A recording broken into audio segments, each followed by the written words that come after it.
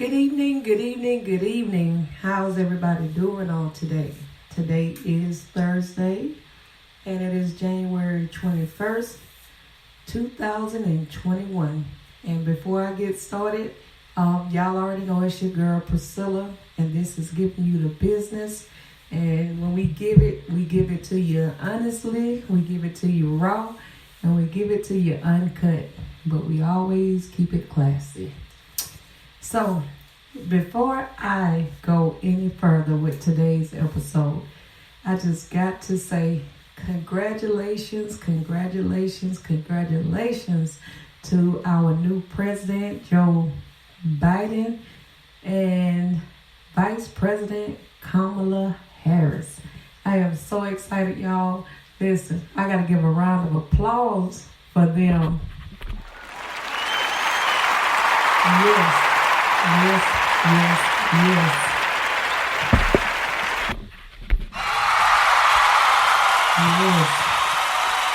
They deserve it, I'm telling you. I can honestly say that history has been made. Now, our former president, he made history in a lot of bad ways. But I can honestly say that now that President Joe Biden is in the office and Vice President Kamala Harris, we are seeing positive history moments being made right before our eyes. So with that being said, y'all, I just want to congratulate them one more time. Yes. And I'm excited about the work that they are about to put in to get the world back to somewhat of a normal state. So yeah, I'm excited. But anyway, today's topic, excuse me, I am so tired. I have been running and ripping for the last week. It has been very, very exhausting. But I know God is still able and He is in control. So in all things, I must trust Him. And I said all things, not some. Okay, so today I am going to be discussing single parent homes. And the reason why I am discussing single parent homes is because I actually did not come from a single parent home, but I had a single parent home raising my two children. And this podcast is pretty much dedicated to all of the moms or dads who are raising their children on their own. You know, sometimes in life, we don't quite understand why some things happen, but sometimes I look at it like, you know, yeah, what if I did have the other parent in the home? How would the kids have turned out? Or what if, and what the worst thing we can do as parents is beat ourselves up for things that we are unable to do as a single parent.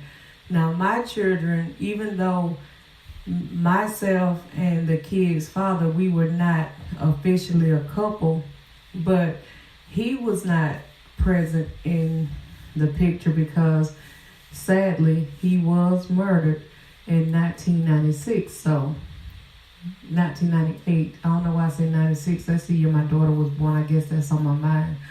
But he was murdered in 1998. So I was a single parent, but at the end of the day, I still had his mother to help with my son, and then I had my own mother and my mother's husband, who I call my dad. He helped with my son, and with my daughter, I had Leisha, just godparents. I'm not going to call people's names, but I had godparents, two sets of godparents, and they were wonderful in my children's life, and especially my daughter.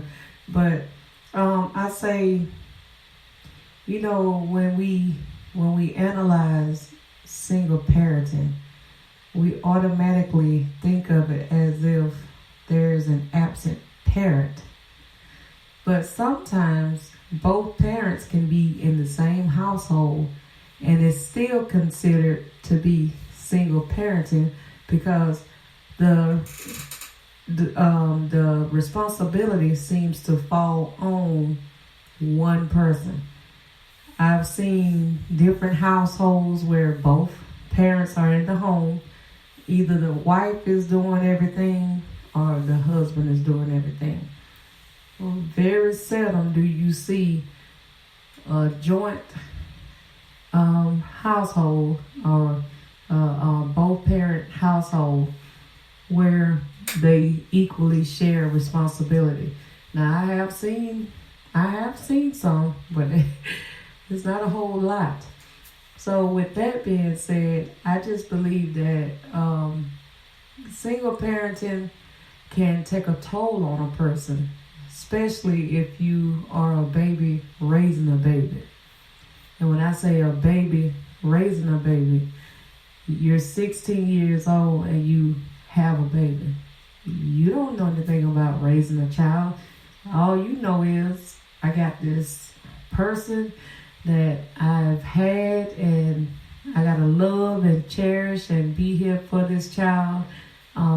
Even after they are grown, I still gotta be a part of their lives. So when you think about babies having babies, it's almost like they need somebody to help them. You know, if I didn't have my mom and stepdad, which I call my dad, and the godparents and my kids' father's mother, I don't know what I would have done.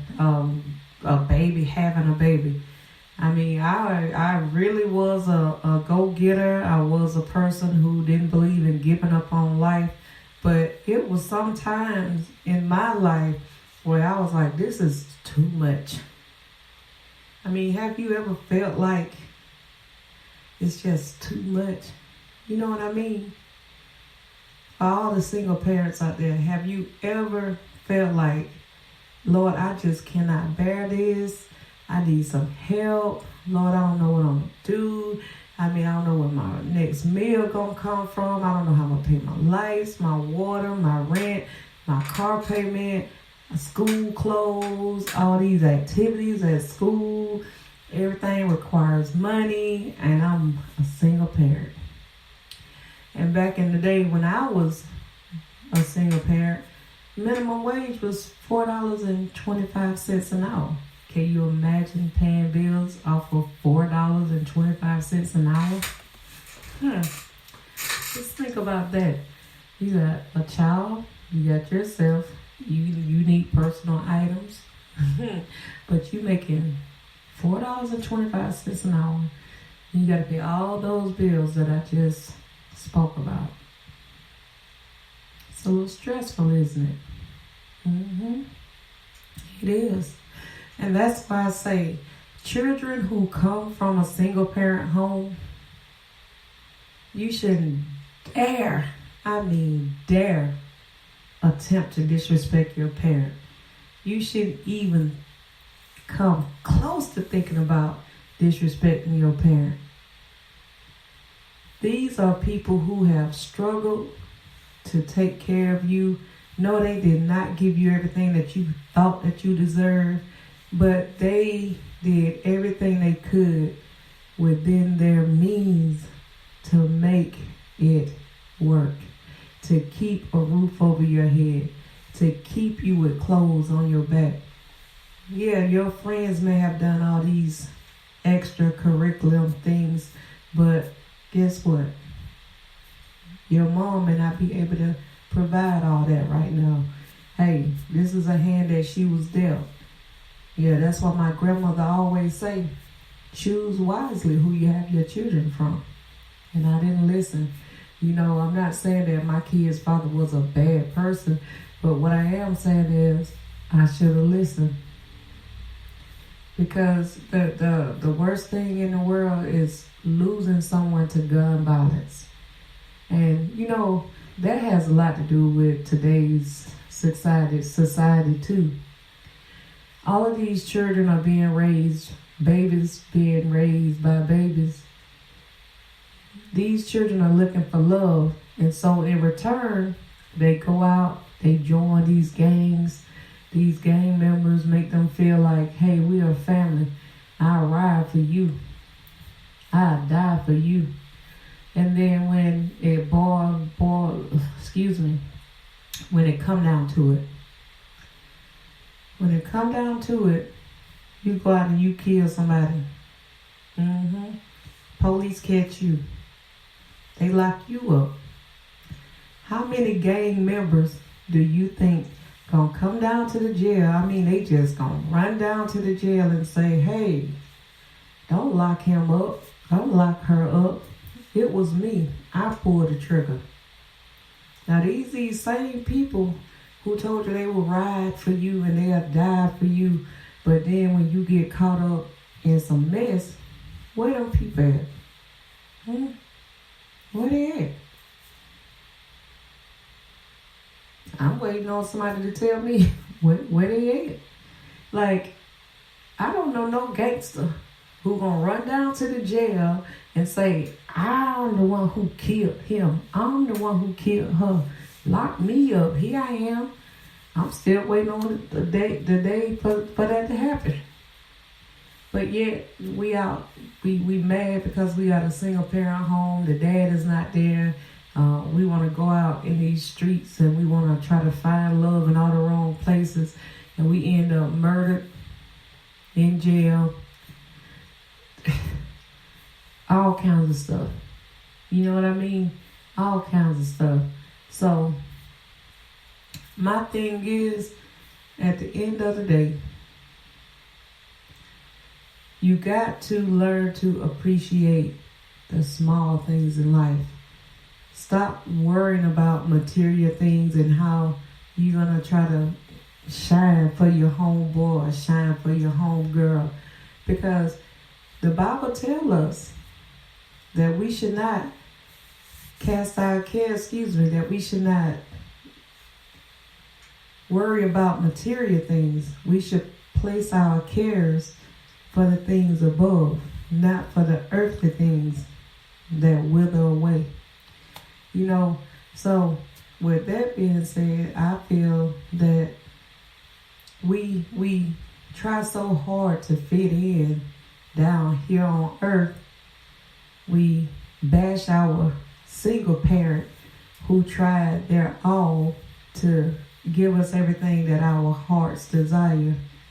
And then when we can't get everything that our hearts desire from that single parent, even from a two-parent home, then we want to go out, we want to steal, we want to go out and rob people, we want to go out and join gangs, and we want to try to fit in with the wrong crowd because we are lacking that one word. We are lacking love. We are lacking love. And, you know, I can say this. I've never really wanted to fit in with anybody. And I think that's why I've always been what I would call a leader / loner. I've gotten to the point where I'm like, hey, if you can't do it, I'm not going to let you stop me. I mean, I'm just going to do whatever I got to do. Keep it pushing for me. Because, you know, at the end of the day now, ain't nobody going to have your back like God and yourself. I don't care how many people say, I got your back. Ain't nobody going to have your back every single time. But one thing I can say, you can depend and trust God. He will come through for you. He said he'll never see his seed forsaken.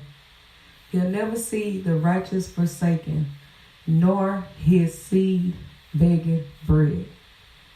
He said he will open up the windows of heaven and pour you out a blessing you would not have room enough to receive. Now, I'm crazy enough to believe from experience that All them things God will do. When he say he will provide all of your needs, that is a 100% true statement. 100%. You don't have to go around robbing and killing and stealing and doing all this crazy stuff just to make money, just to try to fit in. Most of the people who are successful, if you sit down and you talk to them, they'll tell you they did not make it being successful, running with a crowd. When God get ready to bless you and open up the windows of heaven and pour you out a blessing that you don't have room enough to receive, he'll remove everybody out of your circle who don't belong there. He will. He'll move them. And then you look around and you only got maybe one or two faithful that will ride with you, that got your back. The ones that's going. Now see, that's another thing too. Single parent homes tend to produce what I call hurt and battered and outcast kids. And when I say that, meaning a lot of kids feel like if they don't have both parents and they're lacking love from one side or the other, they tend to be more angrier. You know what I mean? They seem to be angry. But I want to tell you something. I just want to tell you something about that. God got every single thing that you could ever need to survive on this earth. All you got to do is just believe in him, trust in him. He said all you need is the seed, faith the size of a mustard seed. And a mustard seed is very, very, very, very small in size. But just imagine if you had faith the size of a mountain. Don't you know that God will open up so many doors for you? I am a living witness. God has opened up doors for me that man tried to close. He opened up doors for me that I could even imagine could have been open. When I tell you, God has done so many things for me and my children that all I can do is just say, Lord, I thank you. I came from a 2-parent home. But in that 2-parent home, I was told I'll never be nothing. I'll never amount to anything. I was abused by my grandfather. And when I say abused, I'm talking about physically abused.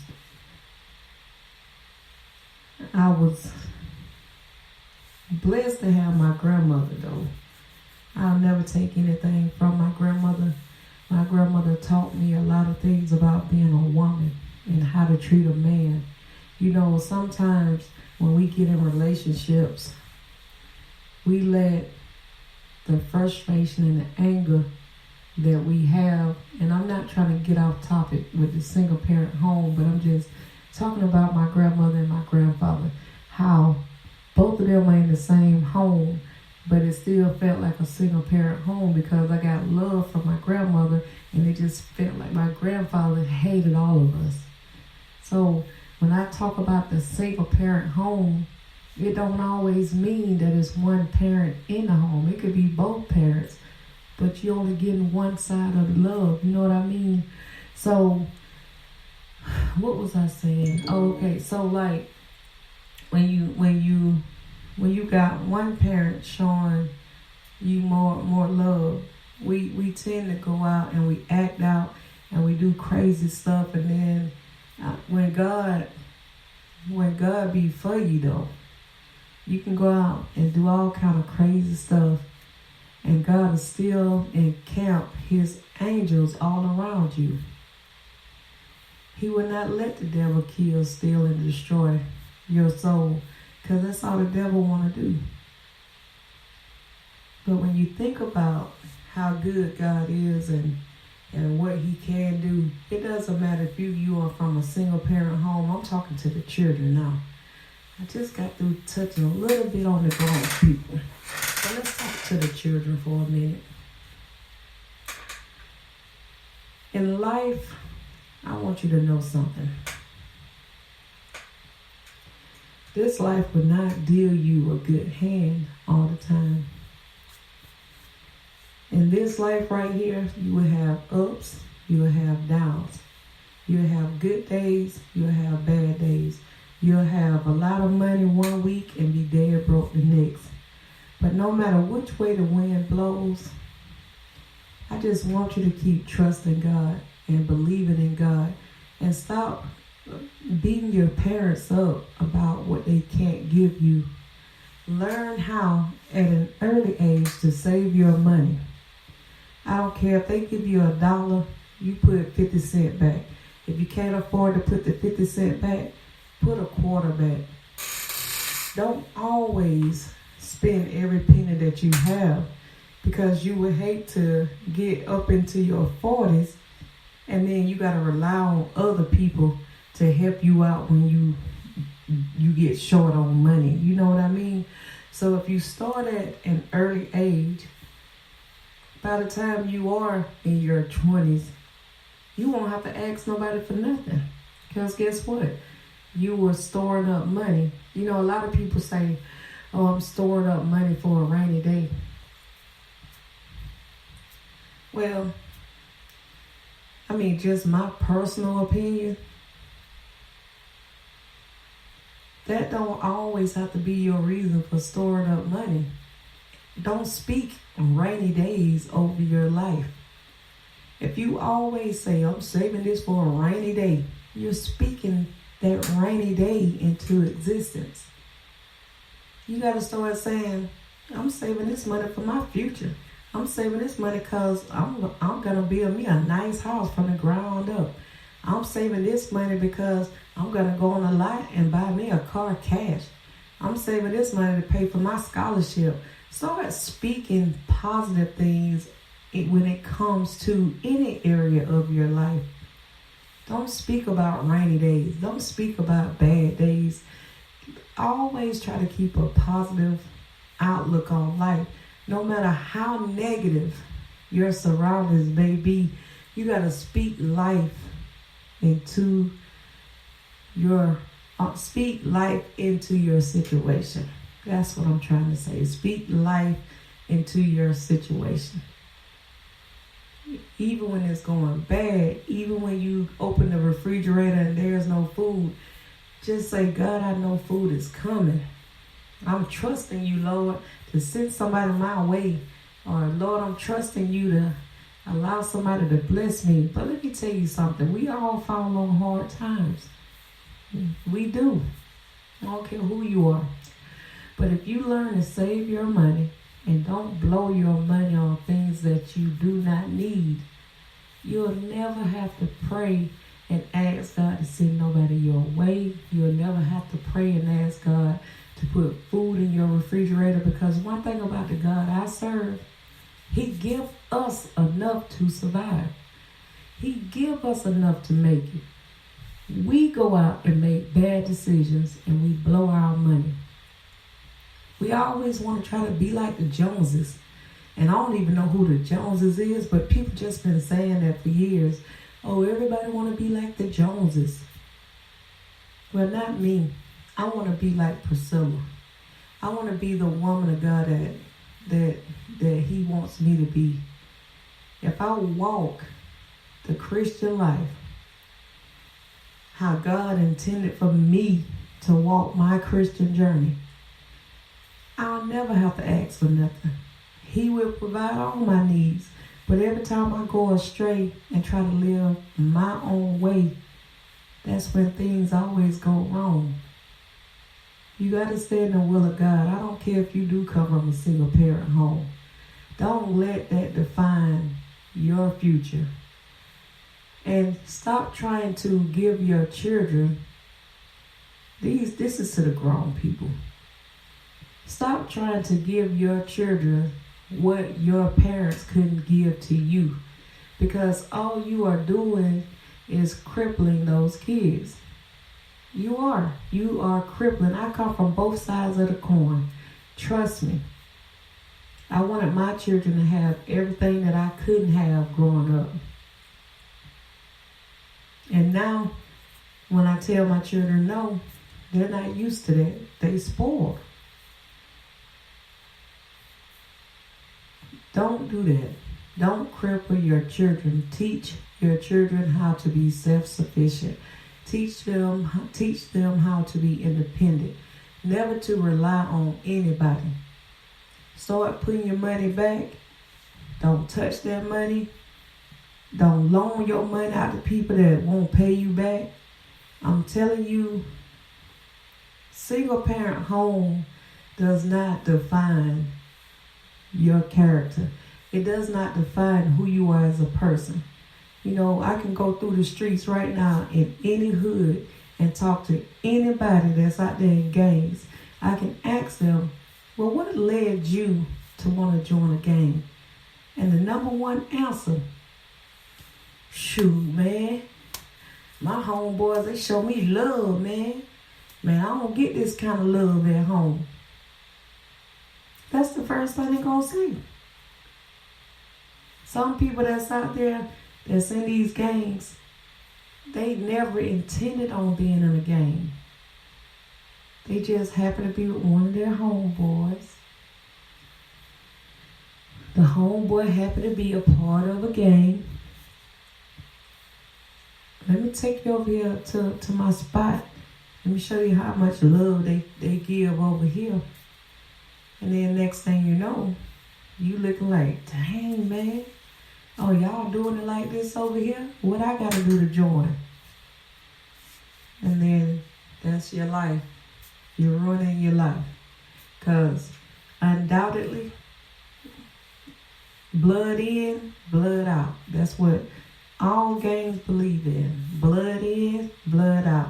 Why would anybody want to be a part of that? I got to go out and take somebody's life just to fit into a group of people. Just to say I belong somewhere. Well, I'm here to tell you, the best place you can belong is to God. Because at the end of the day, God is the only person who can give and take life. So, I'm going to close this out.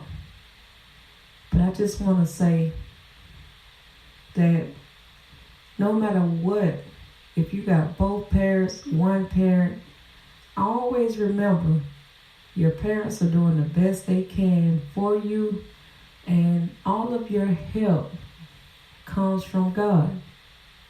If your parents died right now, what would you do? Who would you rely on? Well, I'm here to tell you, my mom has passed on.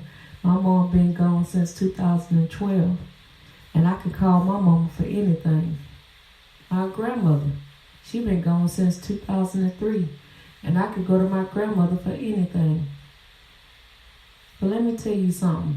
Once I learned how to trust God and put my faith in God, doors just started opening for me. And when you give your life to God and you stop blaming other people for the way your life is and take responsibility and be accountable for your own actions, you'll see a change in your life. I'm telling you, you will see a change. So, no matter which household you come from, you choose which direction your life is headed in. Thank y'all for joining in on this lovely Thursday. As always, this is your girl Priscilla from Giving You the Business podcast. I love y'all, and at the end of every podcast, I always say, keep God first. Peace.